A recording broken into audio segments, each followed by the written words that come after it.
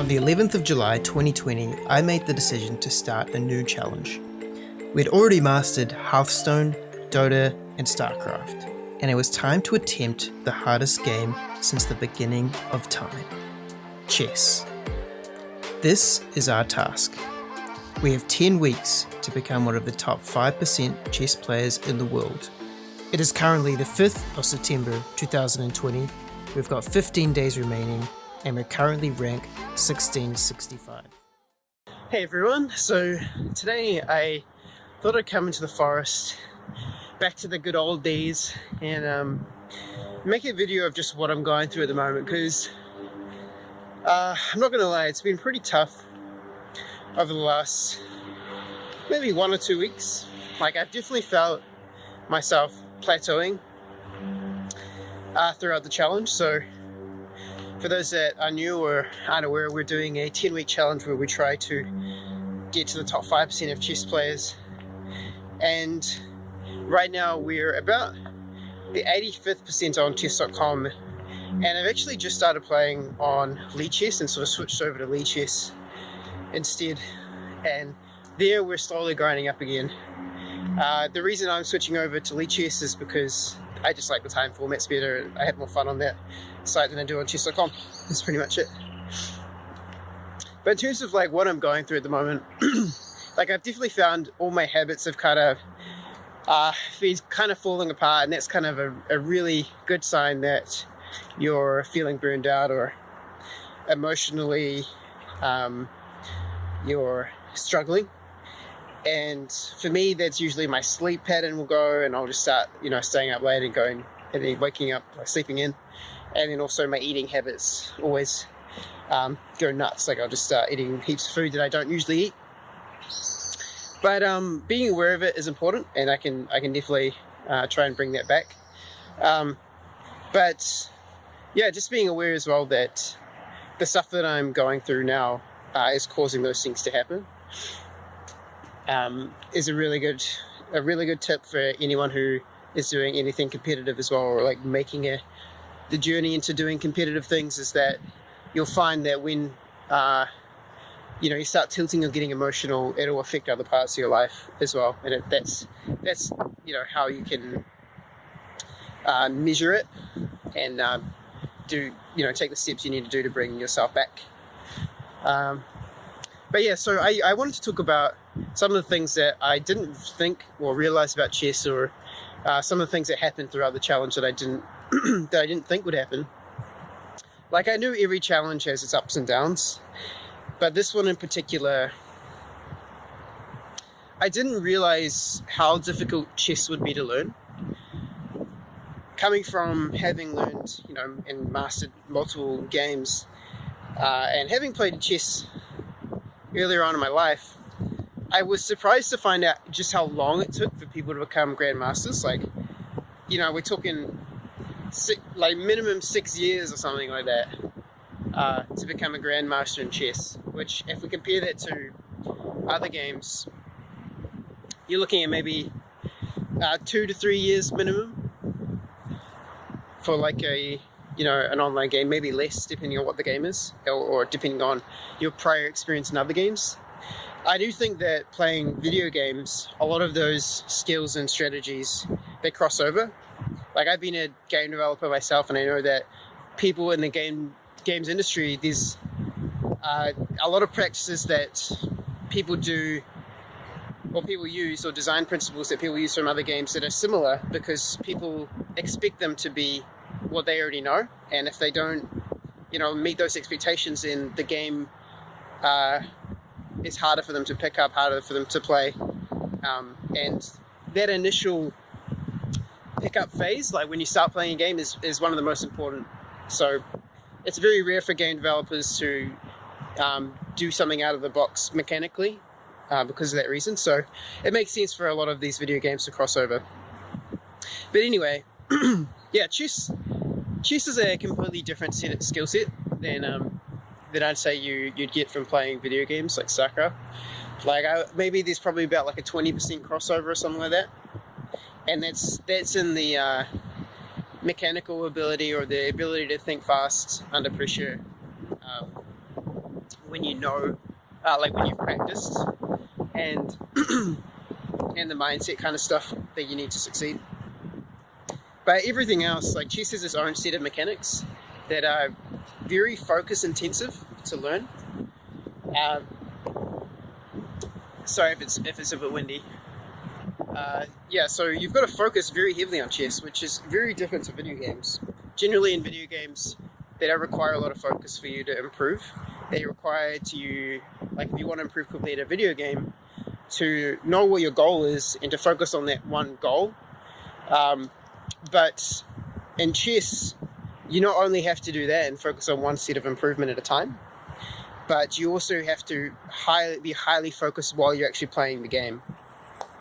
And it might seem like a strange thing, but in video games, you don't actually need to do that. You just need an intention, I would say, to be improving in a certain area, and your focus will naturally go there, and you can do that sort of without thinking. But in chess, you really need to be thinking and concentrating every single game. It's a game where the person who's thinking the hardest and can see things, like going through different avenues of like, I could do this move, I could do this move, this move, and knowing what to look for. That's who's going to win the game. The person that's able to sustain that focus and have more a deeper understanding of the game.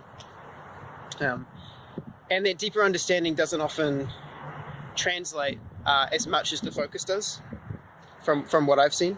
It definitely does help. Like if you were versing a grandmaster and you were a lowly player and you were both doing stuff that neither of you have seen before, the grandmaster is much more likely to win just because they're able to recognize patterns from previous games and you're not. And so even if you're really good at games in general, you still have to take a lot of thought, take a lot of time and thought into your next moves, whereas the grandmaster knows, if I do these sets of series of moves, then I'm going to come out ahead. And so it's really just a time and concentration thing, and a knowing that these sets of moves are generally winning moves. And that's something that you as a beginning player, or me, I don't have yet. And so when I'm versing better players, which I want to get into next, I'm going to be taking a lot more time. I'm going to be using a lot of more of my focus and concentration, which is sort of an energy bar. And if you're doing that all day, every day, that goes down very quickly and you become tired and irritated, and it becomes difficult to play the game and to do well in the game and actually learn as well. And so, yeah, I just want to talk about that. So something I've noticed while I've been doing this on Twitch, and this is a very new thing for me, like I've never before made like a public event of me learning something. And so I kind of approach this like, I want to, maybe make this into a full-time thing, and so be kind of entertaining as well as learn this thing, and people can see how I'm doing it and follow along and do it quickly themselves. But in doing so, I had to keep a lot of structure in my stream, otherwise, or in the way that I presented it, otherwise I wouldn't learn it myself very quickly, and there would be nothing to follow.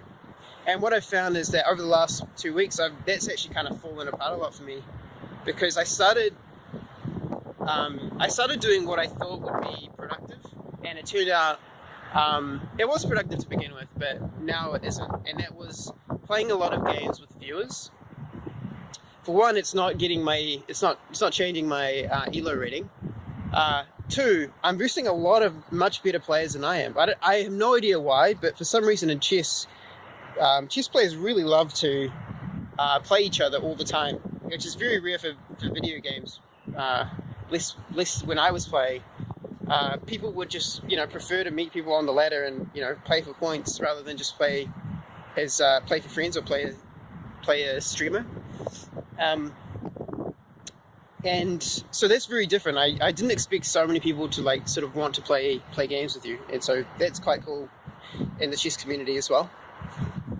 But for me now, in terms of learning, I found that even if I'm versing really good players, I can verse a couple and be fine, and you really think through the process. But after a few, I just your brain just gets burnt out as they're able to play really quickly, and you're having to think through every decision that things you've never come across before. there's only so many times you can do that a day before your mind's just like, whoa, this is way too much. We need to just, go through a non-thinking phase and just, execute what you've already learned and sort of thing. And so I found myself getting burnt out extremely quickly, getting irritated from playing these players, that are much better than I am. And yeah, it's taken a toll on my mental health over the last 2 weeks or so, and it hasn't helped me advance in the challenge at all.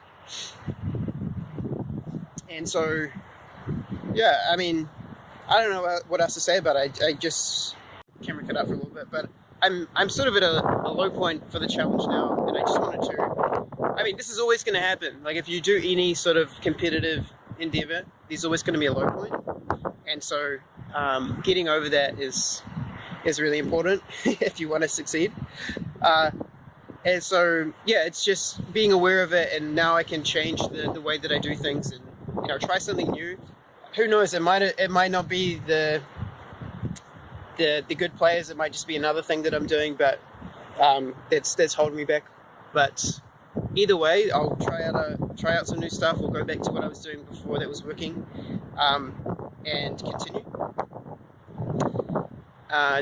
Yeah, I think going back to what I said at the start, like chess being a very difficult thing. Like I didn't expect the way that I'd have to stream to be like this as well. Like when I'm streaming, I want to be entertaining. Like I want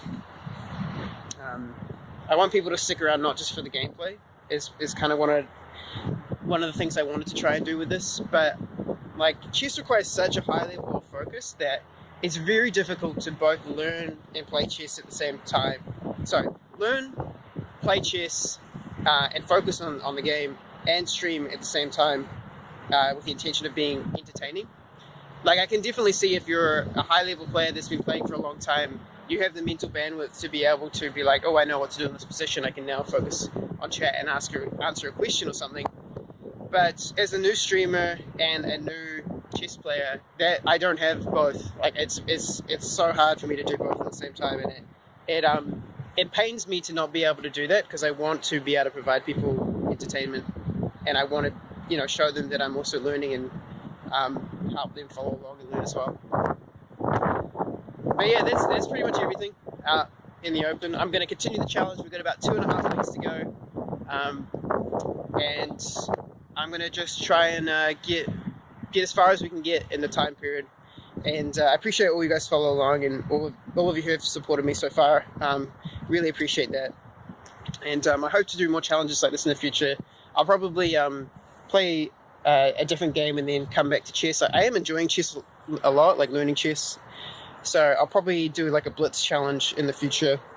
But if you're interested in this kind of content, if you're interested in following along and see the process and stuff that I go through for maybe video games as well as chess in the future, I'll be able to document it better and understand the process a bit more, and I think be a bit more engaged with the audience.